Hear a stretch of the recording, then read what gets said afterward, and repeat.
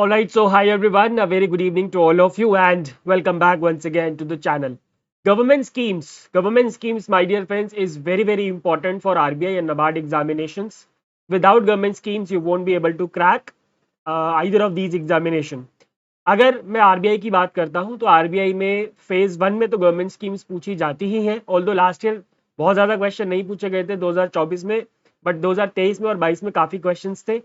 Around 7-8 questions government scheme के phase 1 में पूछे गए थे, राइट। एंड 2025 में यू कैन एक्सपेक्ट कि पूछे जा सकते हैं, बिकॉज एग्जामिनर का कोई भरोसा नहीं है। लेकिन अगर मैं ईएसआई की बात करता हूँ फेज 2 की, तो फेज 2 में माय डियर फ्रेंड्स एक ट्रेंड रहा है कि इन दी ऑब्जेक्टिव, जो हमारा ऑब्जेक्टिव वाला पेपर होता है, उसमें 30 में से लगभग 14 से 15 क्वेश्चन सिर्फ और सिर्फ गवर्नमेंट स्कीम्स के होते हैं। लास्ट ईयर भी और उससे पहले भी और उससे पहले भी पिछले 4-5 सालों में जब भी हमने जो भी ट्रेंड देखा है, गवर्नमेंट स्कीम से लगभग 14 से 15 क्वेश्चंस आते हैं, यानी कि आधा पेपर आपका जो ऑब्जेक्टिव होता है वो पूरा का पूरा किस पे बेस्ड होता है, गवर्नमेंट स्कीम्स पे। और ऐसा ही बिल्कुल सेम होता है नाबार्ड में। अगर मैं ईएसआई और एआरडी दोनों की ही बात करता हूँ, दोनों में फेज 1 और फेज 2 दोनों में गवर्नमेंट स्कीम्स के क्वेश्चंस भर भर के आते हैं। अब ऐसे में ये इंपॉर्टेंट हो जाता है कि अब देखो, गवर्नमेंट स्कीम्स तो हजारों गवर्नमेंट स्कीम्स हैं सरकार की, ठीक है। अब क्या हम हजारों गवर्नमेंट स्कीम्स कर सकते हैं? नहीं कर सकते, ऑफकोर्स नहीं कर सकते। लेकिन ऐसी कुछ इंपॉर्टेंट स्कीम्स हैं जिनको हम करें और उसमें से हमारा हमारा एग्जाम निकल जाए, उतना हमें करना पड़ेगा। तो ऐसी ही कुछ स्कीम्स हैं, लगभग 120-125 के आसपास स्कीम्स हैं, जिसकी लिस्ट आपको मेरे पीछे दिख रही होगी। ये लिस्ट मैं आपको आज दूंगा और ये बस इतनी स्कीम्स अगर आप करके जाएंगे तो आपका काम बन जाएगा, राइट। और दूसरा सवाल ये है कि ये स्कीम्स कैसे करनी है, तो उसके बारे में मैं भी आपको मैं बताऊंगा।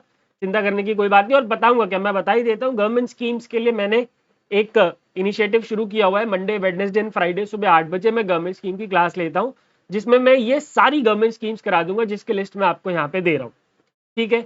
ये वाली इतनी गवर्नमेंट स्कीम्स करके चले जाओगे, प्लस यही वाली स्कीम्स जो न्यूज में होती है, ठीक है, न्यूज में ही आती है, यही वाली स्कीम्स आती है, ठीक है। एक आदि कोई नई स्कीम लॉन्च हो गई तो वो एक अलग बात है, ठीक है। जो नई स्कीम लॉन्च हुई और इन्हीं में से जो स्कीम न्यूज में आई तो वो तो करनी ही है। और वो कैसे करनी है? वो करनी है मेरे पीआईबी के थ्रू। पीआईबी की जो मेरी क्लासेस है उसके थ्रू करनी है, ठीक है। तो ये लिस्ट अगर आपको चाहिए तो आप डिस्क्रिप्शन में जाइए, आपको ये लिस्ट मिल जाएगी पूरी, ठीक है। पूरी की पूरी एक्सेल शीट में आपको दे दूंगा। मिनिस्ट्री वाइज मैंने आपको इसमें लिस्ट की स्कीम्स की लिस्ट दे रखी है, ठीक है। तो चलिए स्टार्ट करते हैं। मैं आपको एक बार दिखा देता हूँ पूरा। ऑल्दो एक एक स्कीम रीड करने का कोई पॉइंट नहीं है, लेकिन फिर भी मैं आपको एक बार दिखा दूंगा पूरा कि कौन कौन सी स्कीम्स, और मैं ये बता दूंगा कि कौन कौन सी मिनिस्ट्री बहुत ही ज्यादा इंपॉर्टेंट है, ठीक है। तो मैं अपनी वीडियो बंद कर लेता हूँ ताकि आप लोग देख पाए प्रॉपर्ली। सबसे पहले ministry of health and family welfare है माय डियर फ्रेंड्स। तो ministry of health and family welfare में तो देखो, ये पूरी की पूरी मिनिस्ट्री बहुत ज्यादा इंपॉर्टेंट है, ये आपको करके जानी है। आयुष्मान भारत, जननी सुरक्षा, स्वास्थ्य सुरक्षा, राष्ट्रीय आरोग्य निधि, digital mission, health infrastructure mission, Telemanas और national sickle cell anaemia elimination mission. फिर आती है ministry of education. Ministry of education की ये कुछ स्कीम्स हैं जो कि आपको करके जानी है दोस्तों। एक सेकेंड, 1 सेकेंड, क्या कुछ अटक गया?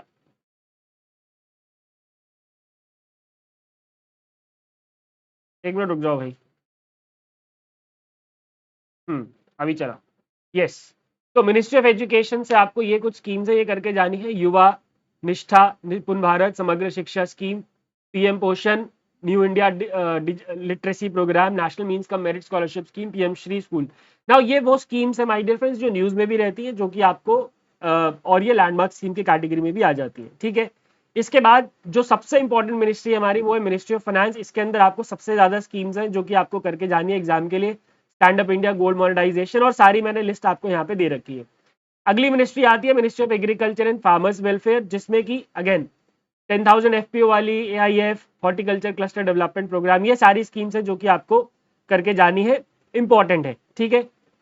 रूरल डेवलपमेंट में ज्यादा स्कीम्स नहीं है, बट ये जो भी मैंने आपको लिस्ट दी है ये करनी है।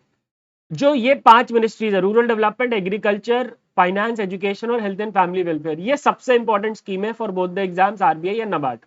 फिर उसके बाद हाउसिंग एंड अर्बन अफेयर्स की कुछ स्कीम्स हैं, सोशल जस्टिस एंड एम्पावरमेंट की कुछ स्कीम्स हैं, ministry of women and child development की कुछ स्कीम्स हैं।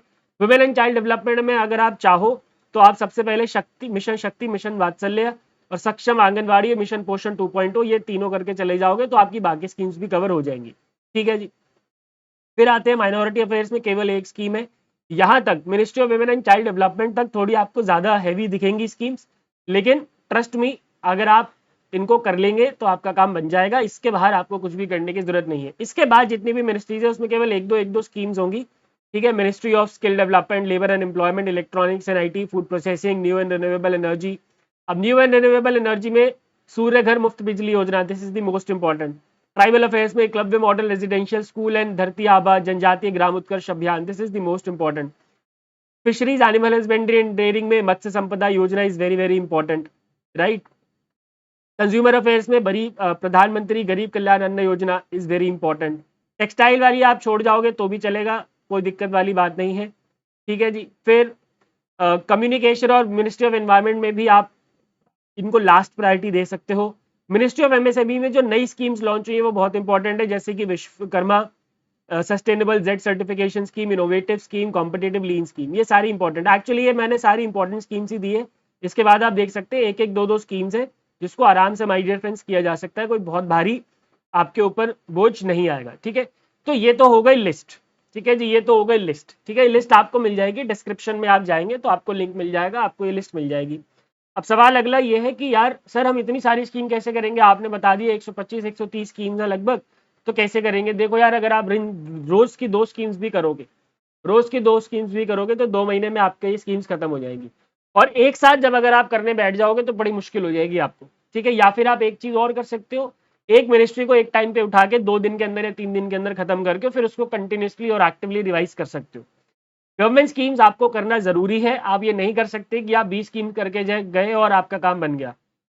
लास्ट ईयर तक मैंने टॉप 250 या टॉप 200 स्कीम्स भी दी हैं, अभी मैंने उसको रिड्यूस कर दिया है, ठीक है। क्योंकि जैसे जैसे मेरा एक्सपीरियंस बढ़ रहा है वैसे वैसे आपका जो काम है वो भी कम होता जाएगा।